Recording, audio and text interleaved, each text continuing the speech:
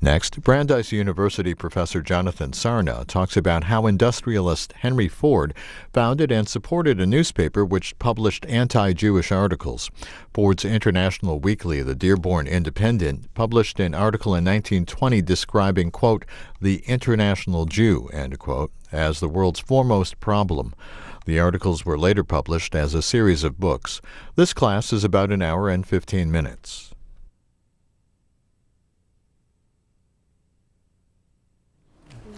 You take a look.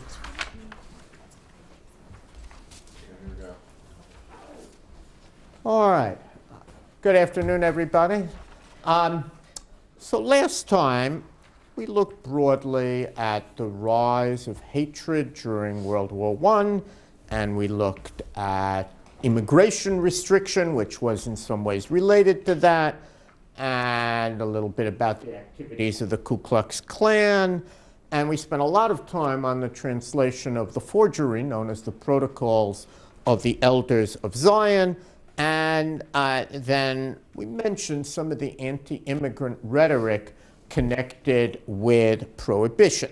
What I want to do today is really focus on the person who really did more than anybody else to fan the flames of anti-Semitism in the 1920s, and that was none other than the famous American industrialist Henry Ford. Henry Ford is a great hero to many Americans. There were lots of people who wanted Henry Ford to run for president in 1924, but as we will see, Jews, I think actually for quite understandable reasons, perceived Henry Ford to be an enemy. Now, I trust many of you know at least something about Henry Ford, but let's give at least a little bit of background on Henry Ford, who's an exceedingly interesting person. He's born in a very small community, Springwells Township in Michigan. Today we would say he was good at the STEM subjects. Yes, he's good at mathematics and engineering, which in those days was mechanics, and very bad at reading and writing. He spends a little time and actually becomes a good friend of Thomas Edison, who also was not a great lover of the Jewish people. He then spends a lot of time as a young person working to create an auto engine. You know, in your generation, people work in their garage to make Apple computers. If any of you have one of the original Apple computers built in Steve Jobs' garage, it's worth an absolute fortune. But in Henry Ford's day, people who were gifted worked in their sheds to make an automobile that would be cheap and that would really allow for what would become a transformation of the country. And Henry Ford succeeds in that. He, like lots of inventors, he has all sorts of false starts. But eventually, he creates the Model T, which, what's important about the Model, anybody know what's important about the Model T? It wasn't the very first automobile, after all. What really was significant about Ford and the Model T? It was the first mass-produced automobile. Exactly. Yeah, he's able, it's just like Steve Jobs, Apple was not the first computer by a long shot. But what Henry Ford did is he made the automobile accessible to everyone. The price drops. He sells Model Ts eventually for $290, and 15 million of them were sold. Much like when computers drop below a certain price, or I remember, when only very wealthy people had phones, cell phones. They were enormous things. You needed a whole suitcase to carry it around, and people had it to show off. Then the cell phone got small, and it was exciting to people. Henry Ford, in other words, put the world on wheels. And that was absolutely transformative. He's very important when one studies industrialization.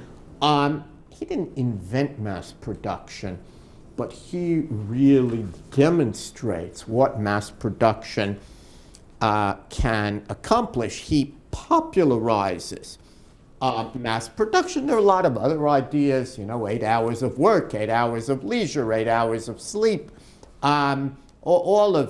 He didn't invent that either, but it's all part of a philosophy that becomes associated with Henry Ford. He uses his wealth for various social causes.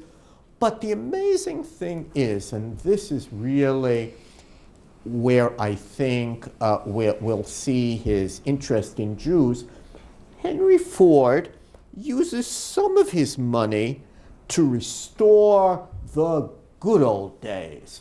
You might imagine that an industrialist, an inventor, wouldn't be so interested in the good old days, but Henry Ford absolutely was. So, for example, he tries hard to revive square dancing.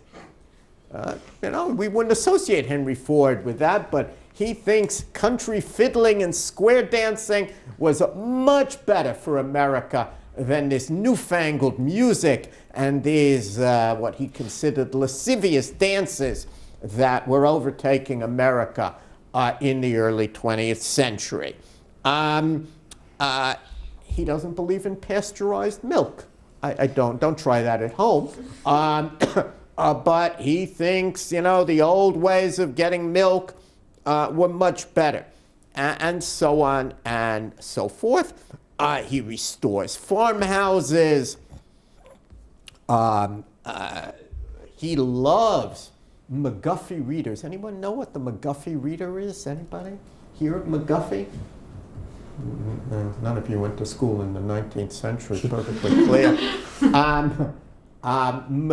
William McGuffey really produced a series of graduated readers. They were meant to introduce reading to young people, and the goal, it was graduated, so every grade had a different level of reading, and the reading was supposed to be at a high level, and there were some illustrations and so on. Many people who studied in the 19th century, especially in more rural schools, used McGuffey's readers. And there are still places, I gather none of you come from such places, that try and teach the McGuffey readers. There's some evangelical schools that believe that this really is the best way to teach reading and to teach kind of elevated literature. The truth of the matter is that some, maybe I'll bring it in some point, some of the early McGuffey readers, there are different editions, contain rather anti-Jewish material. There is a dispute as to whether Henry Ford himself studied those early readers and did that influence him. Some of the Bible readings selected were New Testament readings that cast Jews in a bad light. One of the McGuffey readers had material from The Merchant of Venice, which cast Jews in a bad light, and so on. In any case, whether or not it really was a central influence on Ford, it tells you something about him, that he wanted to bring back these great old-fashioned textbooks of the good old days. That, to his mind, was what America needed. Henry Ford in 1915 is going to promote peace. Some people think that he was pro-German, but he certainly was a pacifist. And one of the things he pays for is what's known as the peace ship.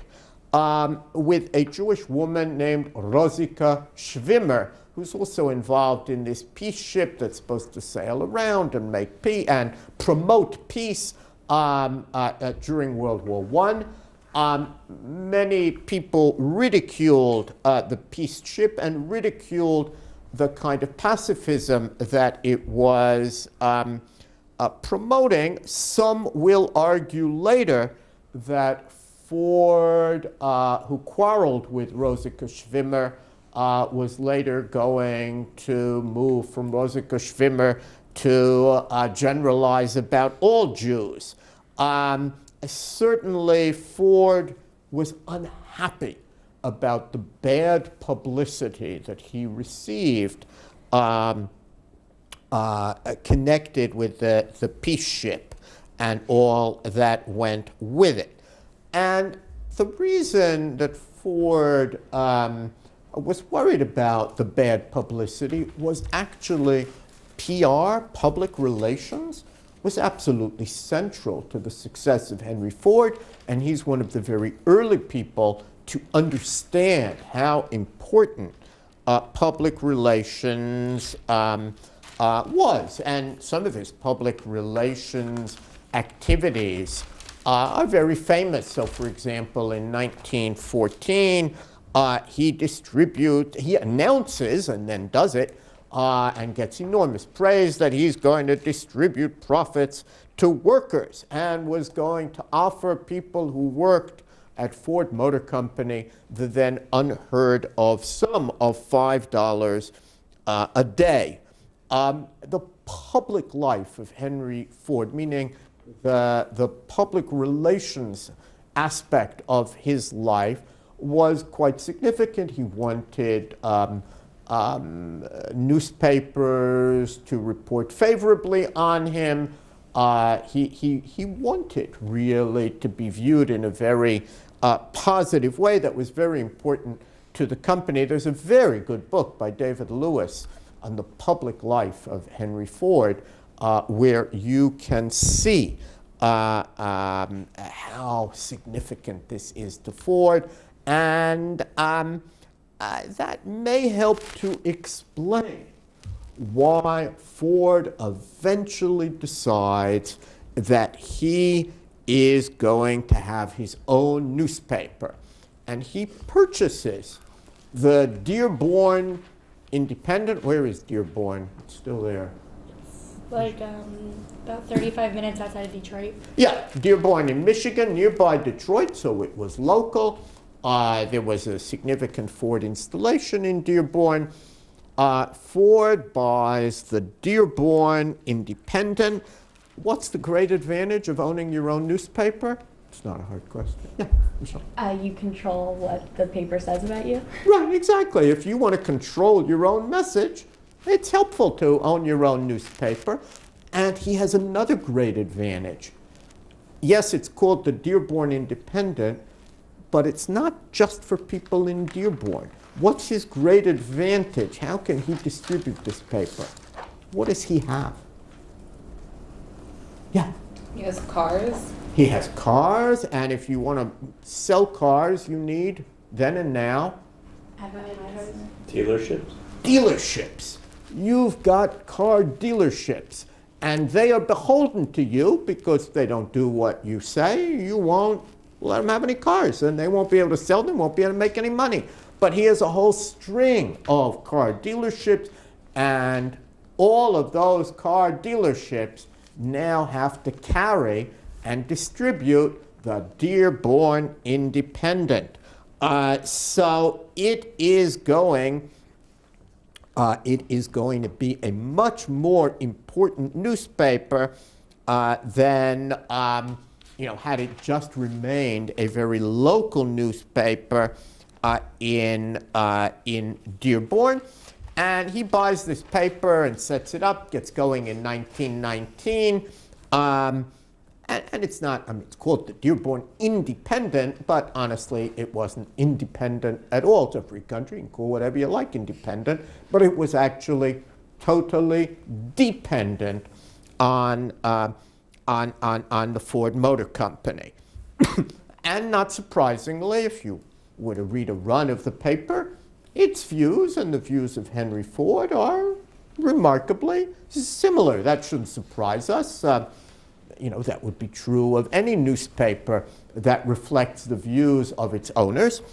But the paper is very much in favor of pacifism. It likes prohibition, meaning that it's in favor of limiting alcohol, which Ford thought was wicked.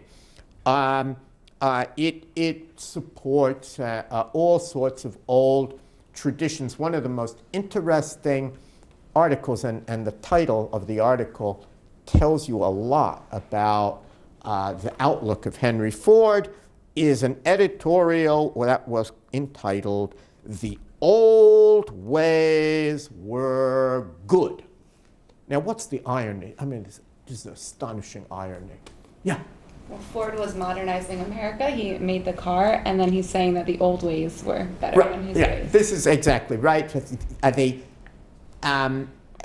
There's nobody who did more to bring new ways to America, to transform America, than Henry Ford in his day. The automobile was one of the most transformative inventions in the 20th century. The fact that people could travel significant distances easily was enormously important, and indeed very rapidly horses disappeared from the streets of the city, and automobiles replaced them, and we then need to have highways and the like.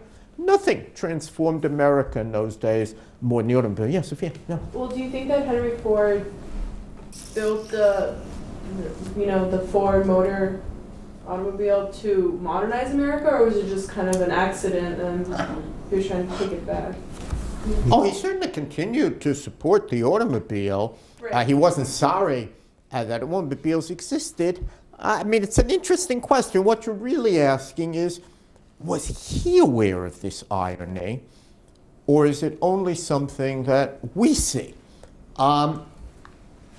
My sense is he's not aware of it. He's a country person. He remembered small towns. He liked small towns. It didn't occur to him that nobody had done more to change America from the old ways to the new ways than he himself. And one of the lessons is that one can be a great agent of change and be totally oblivious to the changes that one has in fact brought about. If one looks, there is a whole group in this period who are anti-modernists. We think of this era as the spread of modernity and so on, but of course there were a lot of people who opposed it. And Ford really illustrates both anti-modernism and anti-urbanism. In the 20th century, the city is going to become very significant. And the truth is, and this will be important as we turn to Jews, the Jews are very much associated with American cities. Jews tend to be urban. But Henry Ford, even though he lived near a city, he's really a champion of old rural America. To him, much like to Thomas Jefferson before him, all of American virtues were connected with rural America, and he very much was opposed to the very cities where so many of his automobiles would be sold. So what's interesting to look at is that anti-Semitism is going to bring together a lot of the themes that Ford champions. That is to say, Jews, to his mind, are symbols of modernity, are symbols of urbanization. Jews, to his mind, were opponents of prohibition, and that was largely correct. A lot of immigrants disliked prohibition. There's a wonderful new book on the Jews and the liquor trade entitled Jews and Booze. Very good title. Jews and Booze by Marnie Davis, which for the first time really gives us the full picture of Jews in the liquor trade. Ford has some dim awareness of this, but he certainly knows Jews are opposed to prohibition. And one can really see how Jews begin for him to reflect the antithesis of many of the things he most believed in. Not necessarily many of the things he did, but many of the things he most believed in. Now, I said earlier that writing and reading were not things that Henry Ford excelled in. And what does that suggest about the Dearborn Independent, especially when you remember that this guy was simultaneously head of the Ford Motor Company? What does it suggest? Yes, sir. That he had somebody else writing. Yeah, exactly. I do not for a minute believe that Henry Ford did all of the writing, or indeed any of the writing, for the Dearborn Independent. That doesn't mean he didn't oversee the writing or know about the writing. Excuse me, it does mean that he employed other people to do most of the writing for him. And we know quite a lot about some of the people who worked for Ford. Yeah? Was it ghostwritten? Did they claim that it was by him? I mean, I suppose you can call it ghostwriting, meaning that very often these were people who wrote things in Ford's name, but he did not himself write them. Later, Ford would claim that in some cases he didn't know what appeared in the Dearborn Independent. That seems quite unlikely to most people. Some of the articles in the Dearborn Independent certainly are signed by other people. But in any case, most of the articles that are those that we're going to focus on in the Dearborn Independent were written by a man named William J. Cameron, C-A-M-E-R-O-N. And Cameron is part of a very interesting little group called the Anglo-Israelites. Anybody by any chance ever hear of the Anglo-Israelites? No? The Anglo-Israelites, and remember when we talked about race in America, the Anglo-Israelites believed that Anglo-Saxons were the real heirs to the Jews, and the Jews were, the people who called themselves Jews were usurpers.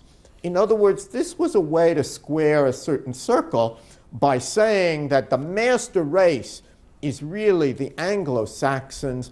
They are the true heirs to the Jews, and these pesky Jews who now exist, they're not real Jews at all. Indeed, there is a long tradition in the 20th century of people who argue that contemporary Jews are not really heirs to those Jews of the Bible, that, in one version, they're Khazars, and who converted to Judaism. There are a whole series of such stories. But the important thing was that for Cameron, it was an article of really religious faith that he was the true Jew, and the Jews he saw in America were usurpers, and he believed that there, as Anglo-Israelites did, the Anglo-Israelites believed that there were really two people vying to be chosen people, the Anglo-Saxons and the Jews, and that it was essential for the good of civilization, that which group should win? Anglo-Saxon. Yeah, that the Anglo-Saxons should win.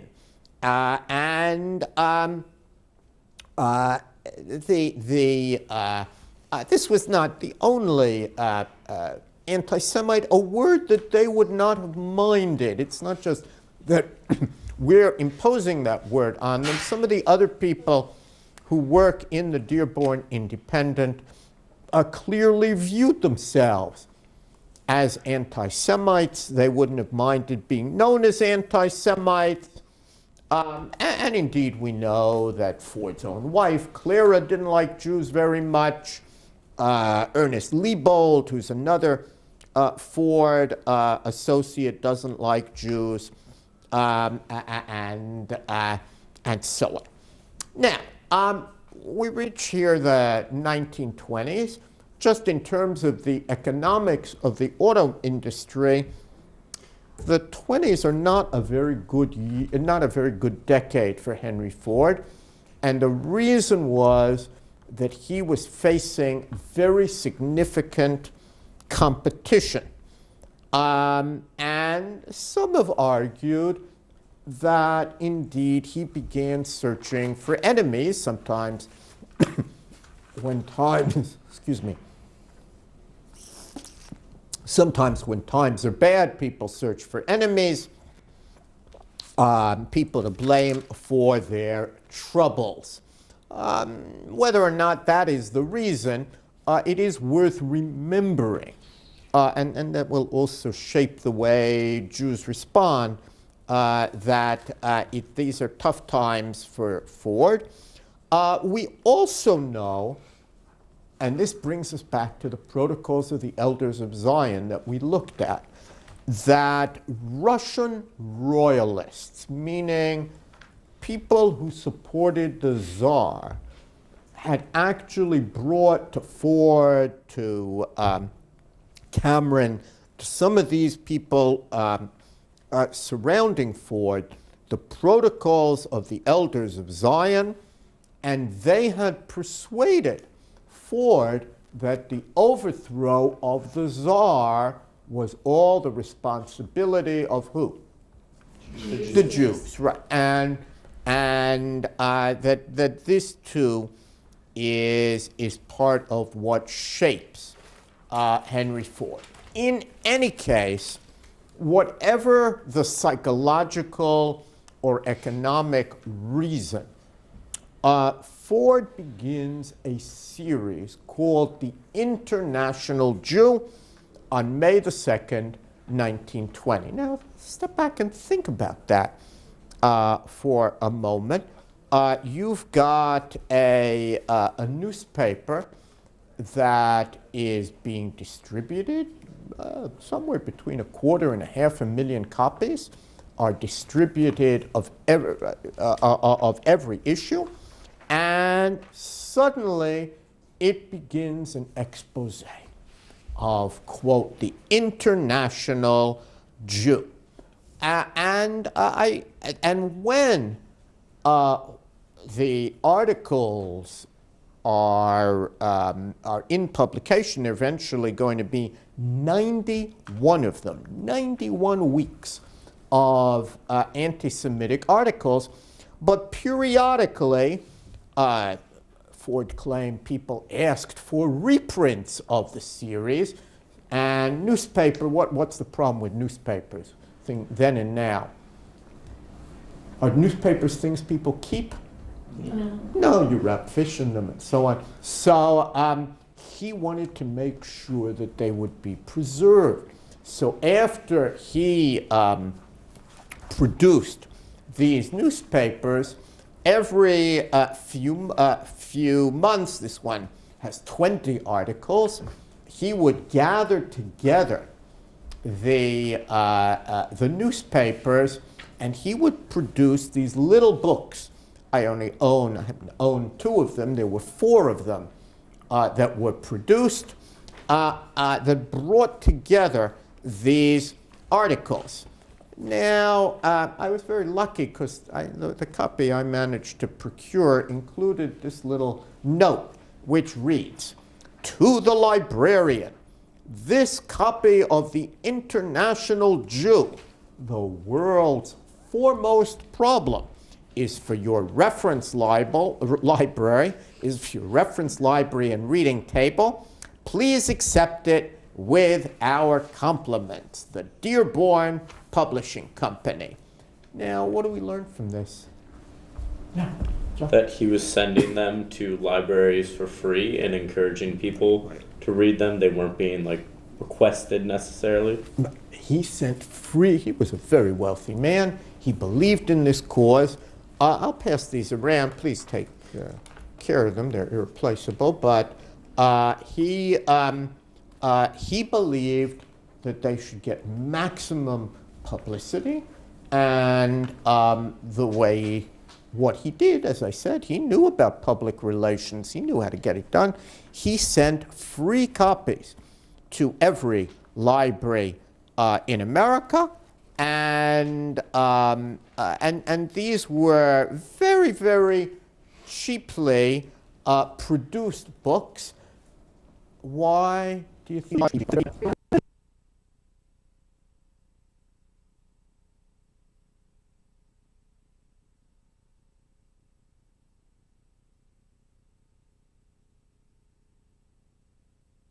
A book for the elite.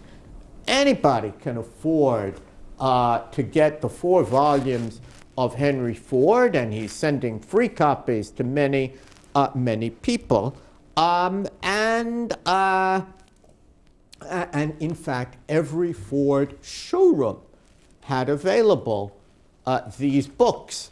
This will help you to understand why many Jews refused to buy Ford products in those days, because the publications and the automobile were closely linked. Now, I gave you out some material, just photocopies from these books, the table of contents. Take a look at them and tell me, what we learned. I mean, even from the very title. What do we make of this title? Some of you have it. I would start this way. What do you make of this title? Yeah. I mean, the international Jew, it's saying it's the world's problem. So it's saying that, not only are Jews a problem in America, but Jews are everywhere, and everywhere they're causing havoc. Right. Good. It's absolutely right. The very title, The International Jew, and stated as a declarative. This, of course, does suggest certain element of influence in the protocols of the Elders of Zion. But not only is it the International Jew, but, and this in 1920, what is the International Jew, according to the cover of the book? The world's foremost problem. Right, the world's foremost problem. Yes, not the flu epidemic, not warfare, which killed millions and millions of people, not warfare, not the arms race, not economic problems. The world's foremost problem, he declared, and he didn't put a question mark there, was the international Jew. Now take a look. I've given you, I think, on the next page, the preface. Is there anything that you learned from this? Yeah. I think it's really interesting that it says that the Jews have control over the news that America reads when this is printed in a newspaper. So again, one of the great ironies. Here's a man who is working very hard to shape coverage of himself and who has bought a newspaper and distributed it in the hundreds of thousands, but nevertheless, he believes that the autocratic direction of the very news that the American people read is all due to the Jews. Good. What else? Yeah. In the preface, he keeps talking about the Jewish question and why to discuss it, but he never says what the question is, and it even makes it seem like he's creating the question, like it didn't exist. It's great. And indeed, the term, the Jewish question, is going to be much discussed in this era, so much so you can try this. If you go to very old libraries, like the Boston Public Library, you will, for Harvard, you will find that the Jewish question was a subject matter, as if, this was a real question. Somebody cleverly said it's not a Jewish question, it's a non-Jewish question. But while I don't think that Henry Ford created the term, he did a great deal to elevate the idea that there was a Jewish question all over the world, including America, and that this question, which really was not so much a question as a problem, needed to be on the agenda of the American people. Anything else that people see in this? Yeah. Wait, what exactly is the Jewish question? Well, anybody, what do you think he thought was the Jewish question? And think back to the protocols of the elders of Zion, and not so easy to define. Anybody have a sense what he thought the problem was?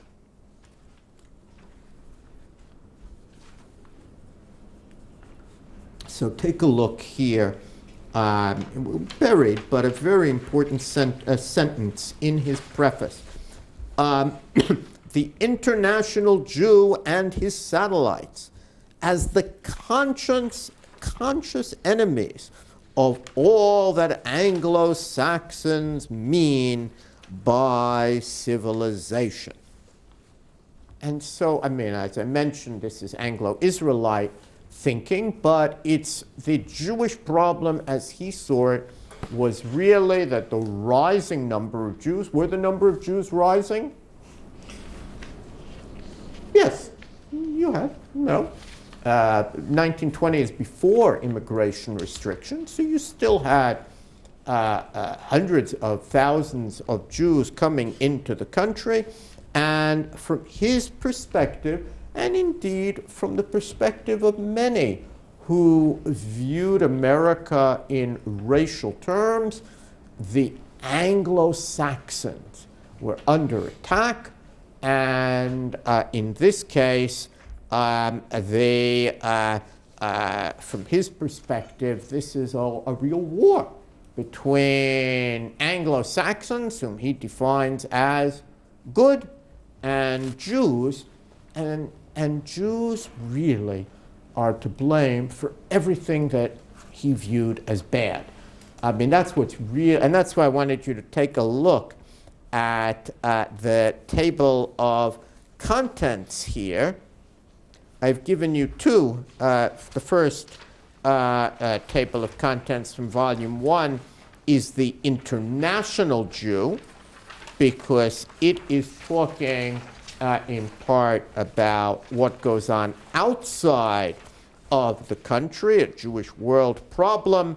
It is very much, as you can see, take a look at Chapter 10. What is Chapter 10 of Volume 1? Introduction to the Jewish The protocols, right. Now, anybody have a sense of why he doesn't, even though Wikipedia says he reprints the protocols, actually he's not reprinting the protocols. What he's done is, in some ways, publicizing the protocols. Why didn't he reprint the protocols? They weren't well written. Somebody said it. They weren't well written. They weren't well written. Very written, and they're translations. They're hard to understand. They're vague. They're generalized.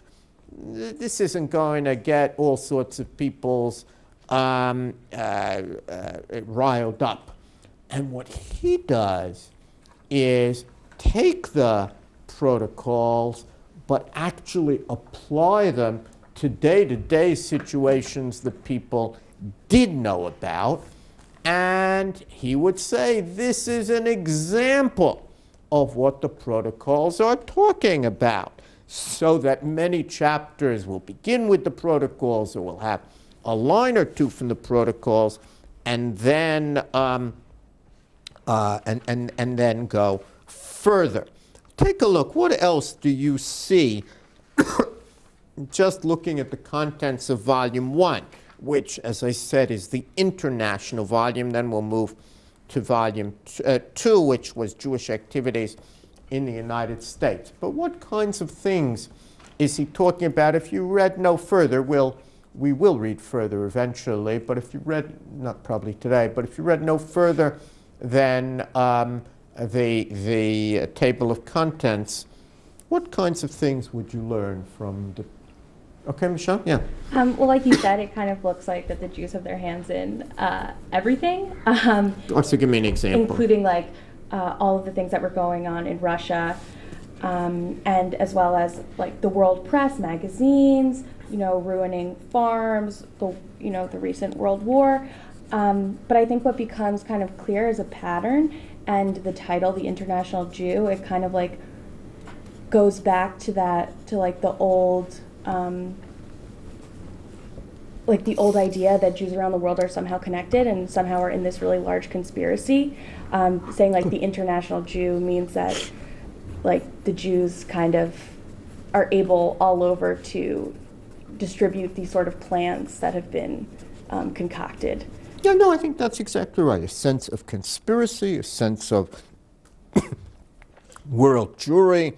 Does a definite Jewish world program exist? And his answer, it will not surprise you, was yes. Some sense the Jews are responsible for World War I.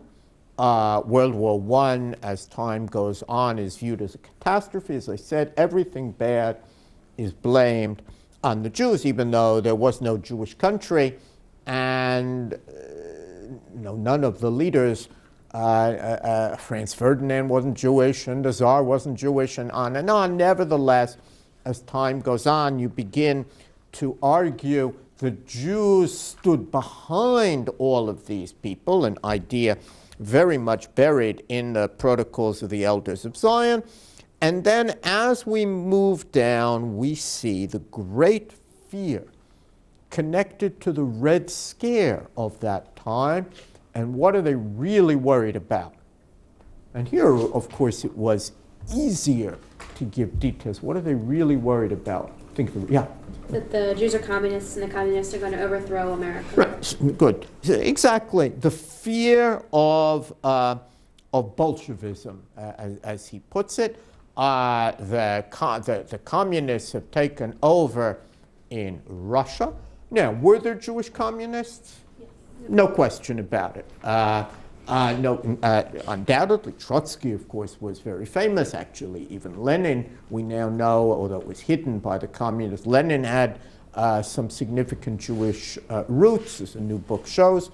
And, but that, of course, didn't mean that all Jews were communists. The fact that a certain number of communists were Jews doesn't mean that all Jews are communists. Nevertheless, from the perspective of readers of the Dearborn Independent, here was another problem that they could blame on Jews.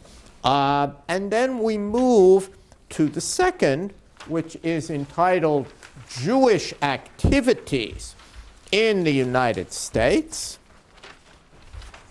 And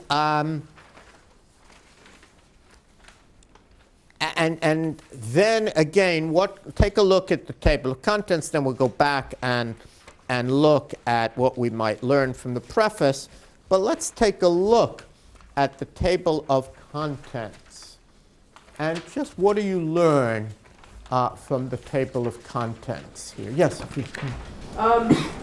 think one thing that I noticed was that he thinks that the Jews have a lot more power than they probably might have at this time. He talks about Jewish supremacy, Jewish control, so kind of just like this overtaking of Good. So these words, as if, much as in, by the way, the Protocols of the Elders of Zion, that a real fear that Jews are hiding or but secretly in control of many aspects of American and indeed world life, but they are experts in doing what?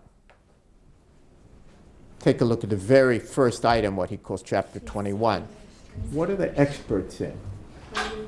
I'm sorry? Concealing. So now let's understand how conspiracy, this is true of all conspiracy theories.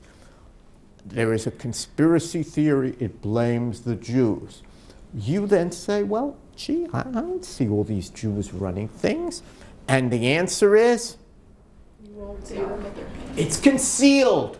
No wonder that's part of the conspiracy. You can't see it. Well, can anybody negate that argument? If I do see it, Jews are visible. It's Jews. If I don't see it, well, they're concealed. And this is quite typical of conspiratorial claims of all kinds. Yes, the same was true of people who thought that the Masons in the 19th century controlled everything, or the Catholics controlled it.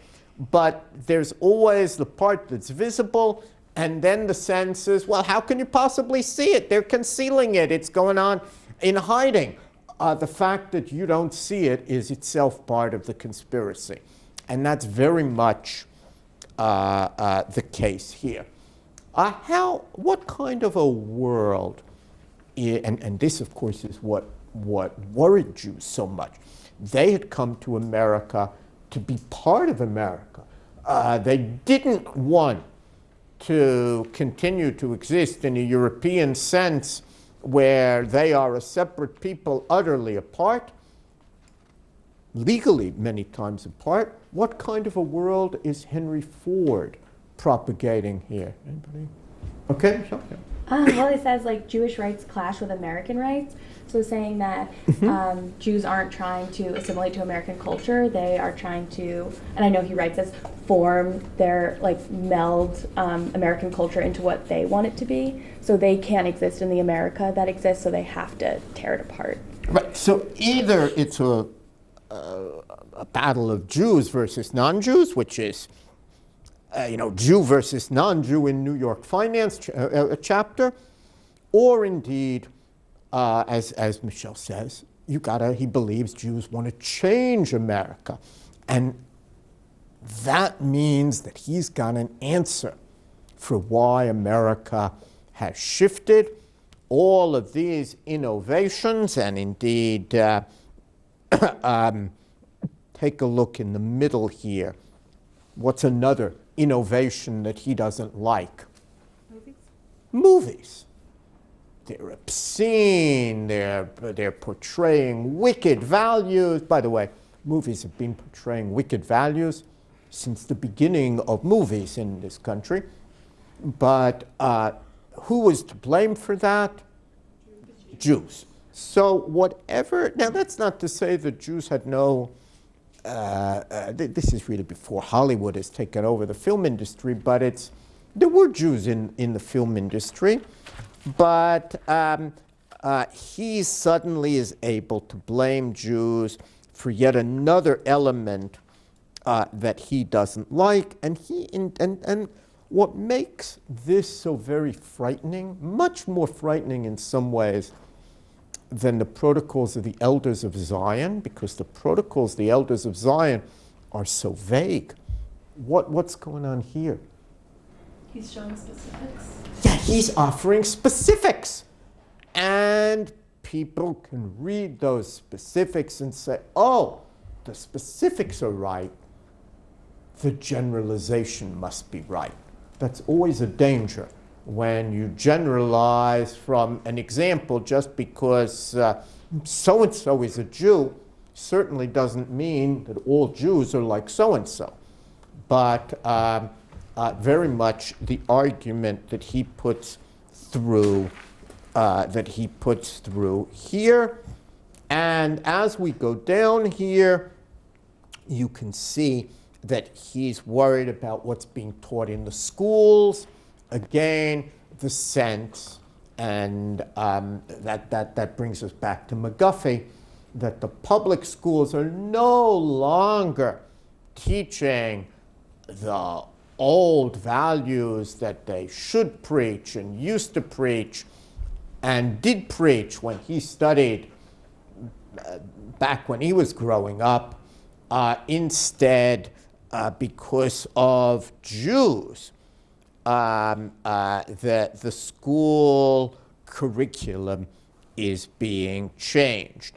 And again, very much talking about the Jewish question. Now let's take a look just at the preface here,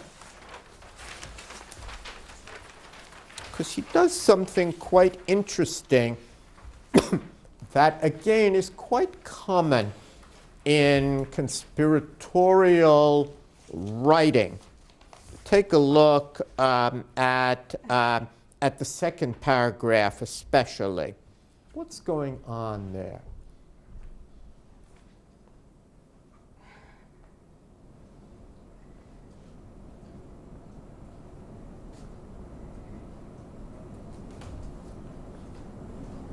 Yeah. Sorry, it looks like people have tried to, well, Jewish people probably have tried to refute the articles, but he's defending his own articles, saying that they haven't shown any facts to refute them. Okay, well, if we were in a debate here, what? Okay, Jesse, what do you say? I think he places more suspicion on them because they refute it, and he's saying that that makes them more suspicious than they were. So again, it's a kind of can't win. I mean, this is a tactic, an argument, a tactic used in debate. I don't know if any of you ever studied debate, but what's going on here? What are you trying to do in terms of debating tactics here in this paragraph?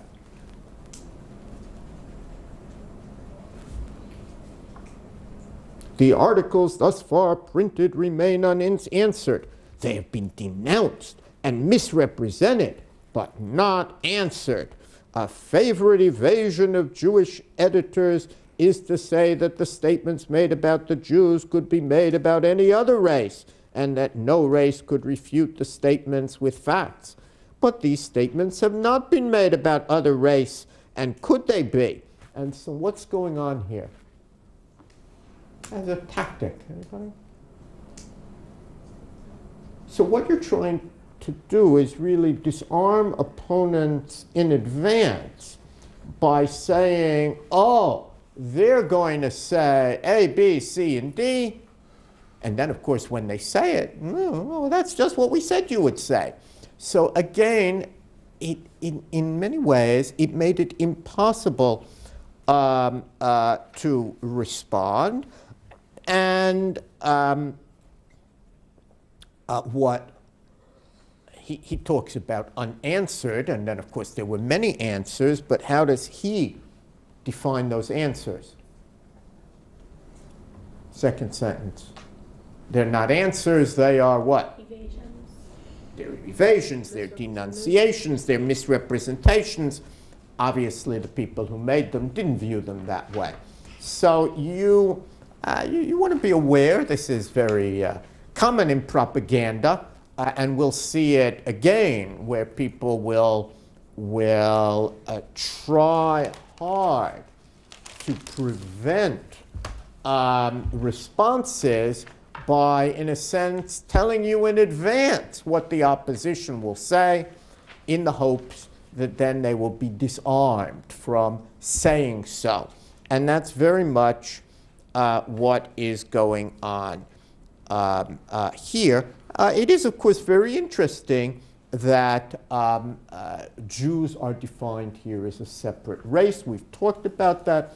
This is an era where Jews often were seen as a race apart, much as the Hungarians, the Poles, the Romanians, the Italians, the Scotch, Irish, Russian, Syrian, and so on And it is, I think, the case that in some of the Jewish responses skewed the language of race, but others were prepared to accept race as peoplehood. Yeah.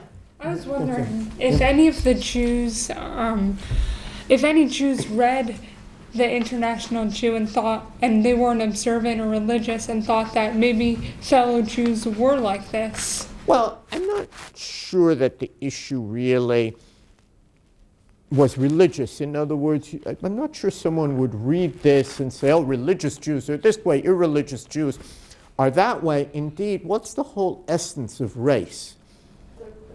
What's that? It's everyone. It doesn't matter how much you can. It's in your genes, right. It doesn't much matter whether you're religious or irreligious. But the question you ask is a very important one, which is, how do you respond to this? And actually, the American Jewish community had a very difficult time with that question. What would you do? If we called a meeting, if a very famous person started issuing anti-Semitic articles, a whole series that were widely publicized, what would be some of the possibilities in terms of responding? What would be some of the arguments? We talked about this at the very beginning of the course, some of the ways of responding to anti-Semitism. What might, and even if you don't remember, what kinds of things might one do? Well, we discussed in the beginning how, like when the whole Grant case was happening, that the Jews went straight to the government. Okay, so some people might have argued, let's try and shut down this newspaper. Let's try and prevent hate speech, which is what this is, from being distributed. It's actually, in some ways, brings up a very contemporary question all over the world. How should one deal with hate speech? What do some countries feel about hate speech? Yeah. In certain countries, Holocaust denial is illegal. Good, right. And various forms of hate speech are illegal. Actually, in Egypt, any criticism of the government now recently was considered hate speech and banned. What about in America? What's the problem?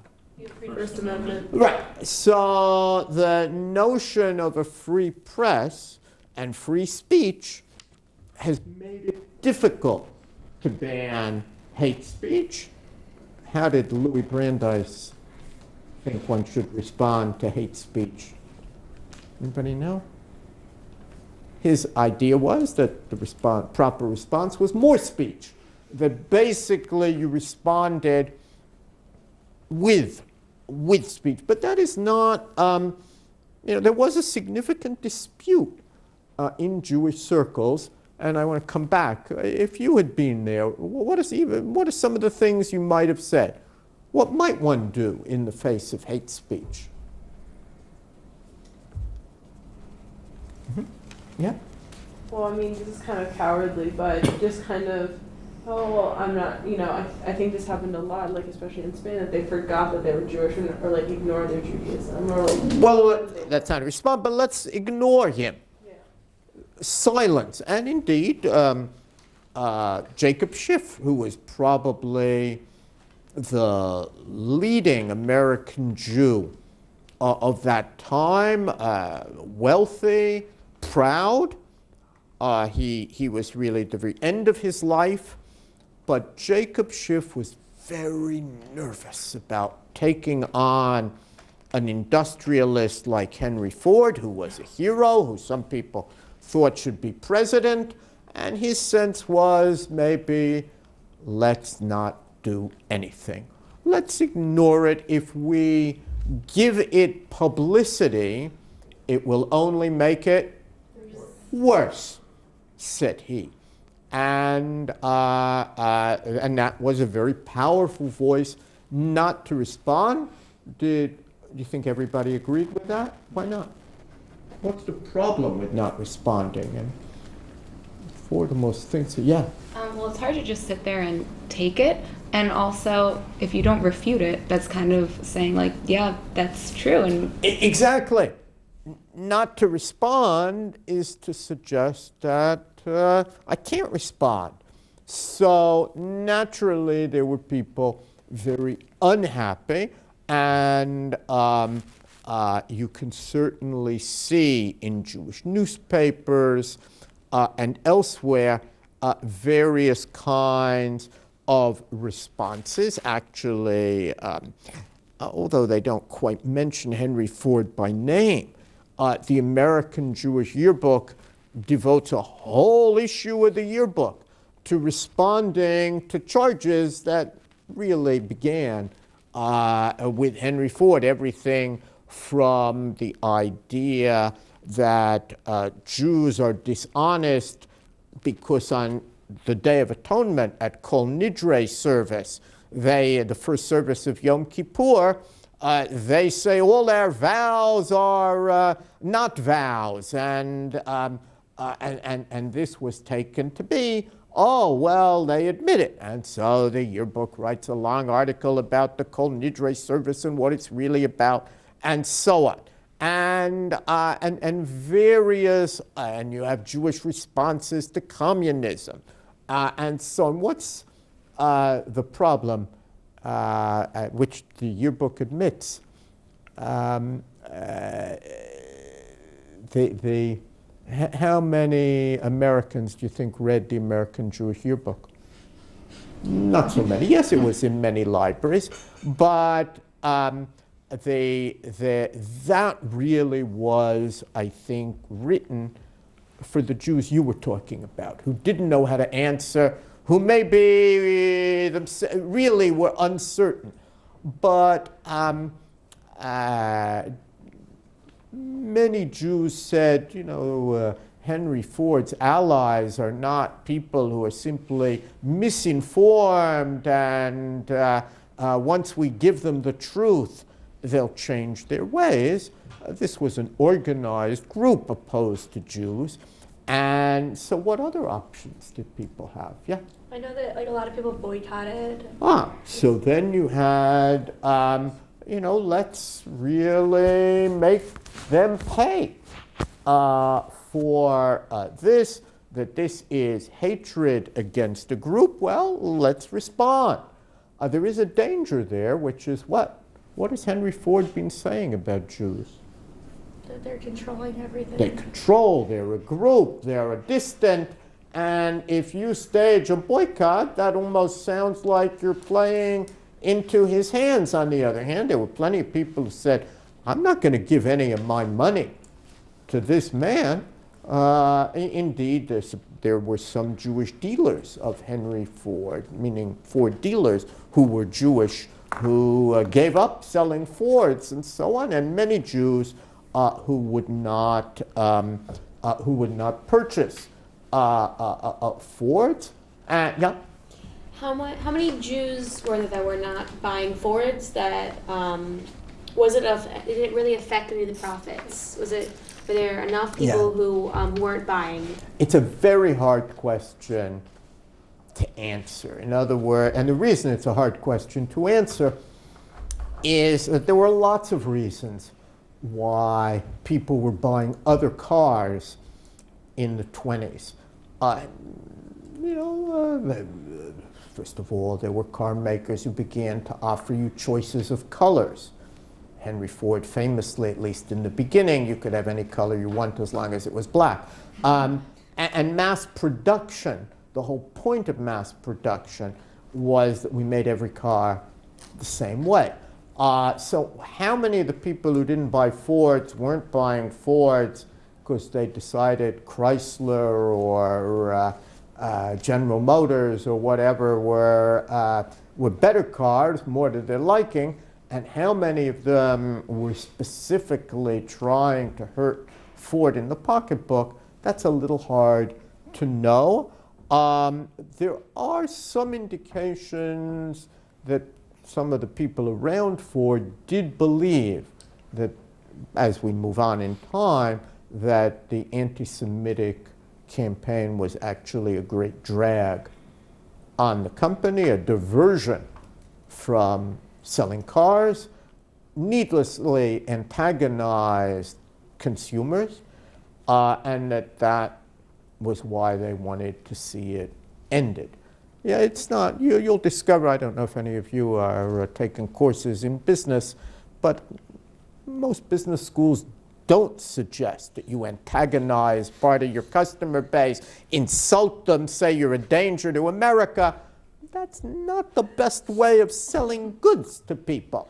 You try and make them feel good and welcome and important and so on. That tends to be a more successful way of selling goods. But I don't think anybody can absolutely put a number on what it meant. But what do you think, all of this material, how do you think it actually affected Jews? I mean, imagine that you're living in that period of time, and one of the most famous and most respected men in America. I mean, he's like Gates or Jobs today, someone who changed America, whom everybody respects, who's worth millions and millions of dollars, who's made our lives easier. And Henry Ford has come out against the Jews. How do you think the Jewish community felt in the 20s?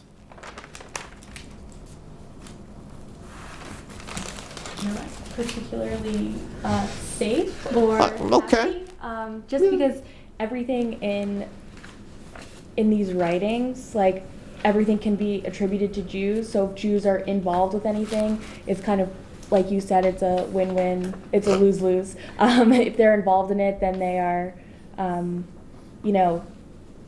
helping to keep up these ideas. But if they aren't involved, then for a lot of these things, like they aren't making a living because apparently the Jews have control over every sort of occupation. Yeah, no, absolutely right. I mean, it's the Jewish community in the 20s was deeply nervous. That's always a hard thing to prove. I will try in another class to bring in some material that suggests how unhappy and nervous they were. But it's not hard to imagine. Here is a man regularly publishing attacks. And what made it so difficult and so hard to respond to was that so many of the attacks followed the system that, yes, the pieces of evidence may actually be right about a particular Jew, but the generalization from the particular to the general was really where the mistake was, and nevertheless, a lot of people were prepared to generalize from the individual who was being described to the general. Now, there were people who really felt that one had to fight Henry Ford. Some wanted to fight him in law courts, and as we will see, that does eventually happen.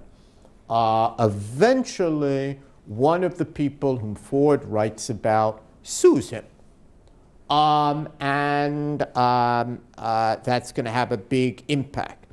There were others. Some of them are not easy to document, but there is this report that that William Fox, that's the 20th Century Fox, that's William Fox, who was in Hollywood, threatened that he would make films about accidents with the Model T, and it would scare everybody away from the Model T. Whether it's actually so or not, I can't tell you. Others simply would attack Ford Ford is ignorant. Ford, may be a good inventor, but he really doesn't know what he's talking about in these areas, and so on. There is the Chicago Tribune called him in 1922 an ignorant idealist, and Ford sued for $1 million. That was a lot of money, even more than still a lot of money, but it was much more money in those days, that for defamation. They actually put him on the stand, and the lawyer asked him a lot of questions, and it turned out he was kind of ignorant of lots of things. And Ford was eventually awarded 6 cents of damages, and that was deeply embarrassing to Henry Ford. And obviously, people who didn't like Ford, were very happy at that tactic. It also, I think, explains Ford, after that experience in 1922, he never wanted to appear on the stand again. I don't know if any of you have ever had the misfortune of being on the stand. It's easy to be made by the other side to look rather foolish, rather hard if you're not practiced to look great. But anyway, they had a very easy time. Of course, actually, he was not a man of broad intellect. That's why he was able to fall for all sorts of conspiracy theories. There is no particular reason why a genius industrialist, who is also a genius at creating mass-produced cars, is necessarily an expert on all world affairs. That's a complete fallacy. Any more than just because somebody's an expert in all world affairs, who would imagine that he'd necessarily be a good inventor? I have no idea if Henry Kissinger can knock in a nail or not knock in a nail, and nobody would expect that he'd be able to do that. It was a bit strange to think that just because somebody is a great industrialist, he must be a world-famous expert on everything.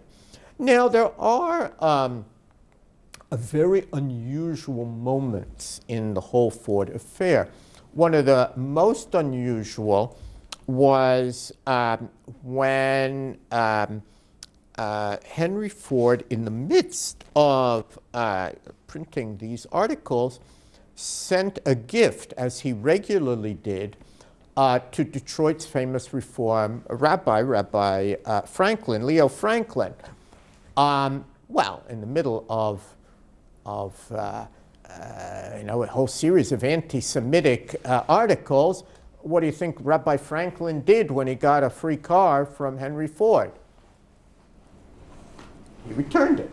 You must have the wrong person here. You've just accused Jews of all sorts of things. How can you offer me a gift? Apparently, Henry Ford was deeply surprised. I'm talking about the Jews. I'm not talking about you. Even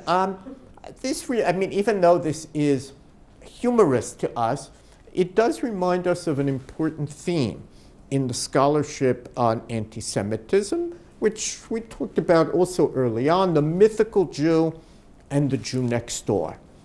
To Henry Ford, Rabbi Franklin is the Jew next door. Oh, he's highly respected, honorable, an important religious leader. I want to be on good terms with him. I live in Detroit. He's an important figure. I'll send him a car.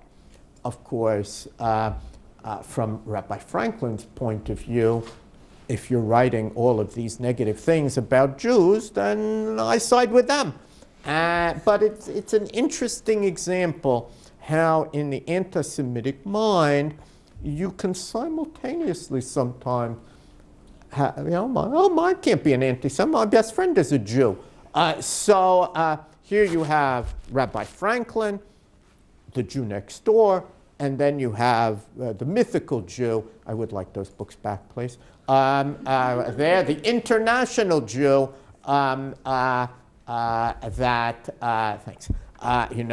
that he's writing about here. And that's a moment that suggests to me that Ford really did have this tension between the mythical Jew and the Jew next door. I think I'm going to put off until next time. What I want to do next time, first I want to actually read with you, and I'll send it around, one of the chapters so we get a sense of how it works. How does anti-Semitic writing work? Why was this so much more successful than the protocols? And you'll instantly see, because he seems to be explaining contemporary events. And then we'll talk about Aaron Sapiro, who is the person who sues Ford, and there's actually a new book on that subject, and a rather interesting court case. Any questions, comments for now?